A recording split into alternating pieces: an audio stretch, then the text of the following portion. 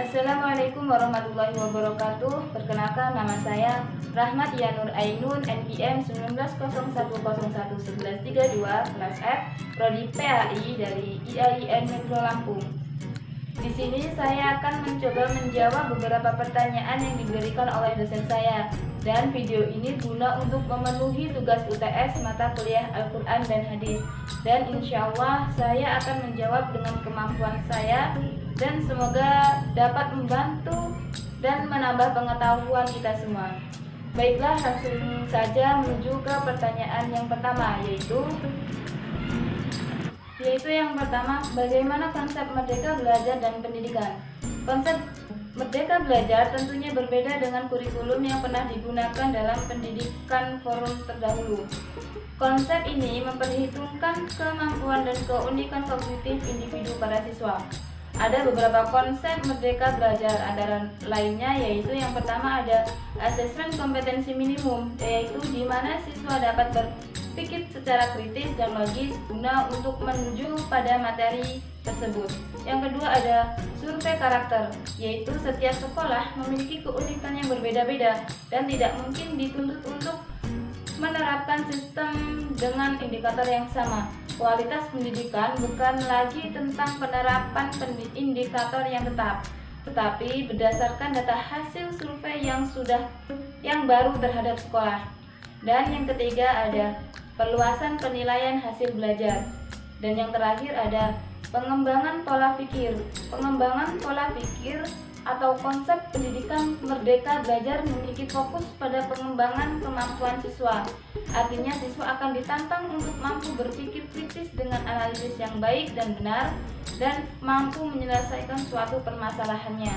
Dan untuk menuju pertanyaan yang kedua, yaitu apa rancangan perencanaan pembelajaran Al-Quran, Hadis, dan pembelajarannya yang Anda miliki dalam menyambut era pendidikan ini?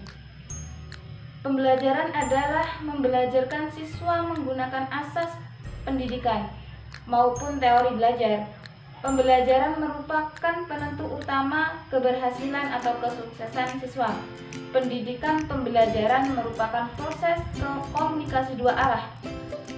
Proses komunikasi dua arah yang mengajar dilakukan oleh pihak guru sebagai pendidik, sedangkan belajar dilakukan oleh peserta didik atau murid.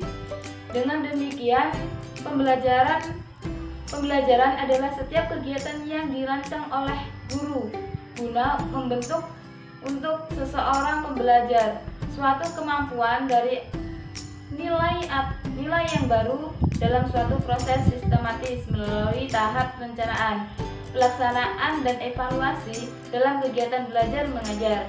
Perencanaan pembelajaran adalah memproyeksikan tindakan apa yang akan dilaksanakan dalam suatu pembelajaran. Hal ini berguna untuk memperoleh kemajuan dalam perkembangan dari belajar peserta didik. Dan untuk pertanyaan yang ketiga, bagaimana strategi pembelajaran Al-Quran, Hadis, dan pembelajarannya dalam menghadapi tantangan era pendidikan? Strategi pembelajaran di era revolusi industri. Guru memberikan peranan penting dalam pendidikan di era revolusi industri ini. Untuk mempersiapkan siswa menghadapi era revolusi industri ini bukanlah hal yang mudah. Guru memerlukan strategi pembelajaran yang mampu memfasilitasi siswa untuk berkembang. Strategi pembelajaran berpengaruh terhadap pola pikir dan apa yang akan dihasilkan siswa kelak. Pemilihan strategi pembelajaran mempunyai peranan penting dalam menyerapkan siswa menghadapi era revolusi industri ini. Pertanyaan yang keempat, bagaimana pengembangan media pembelajaran Al-Quran, Hadis, dan pembelajarannya yang sesuai dengan era pendidikan digital ini? Pendidikan sekarang tak lepas dari media yang digunakan untuk proses pembelajaran.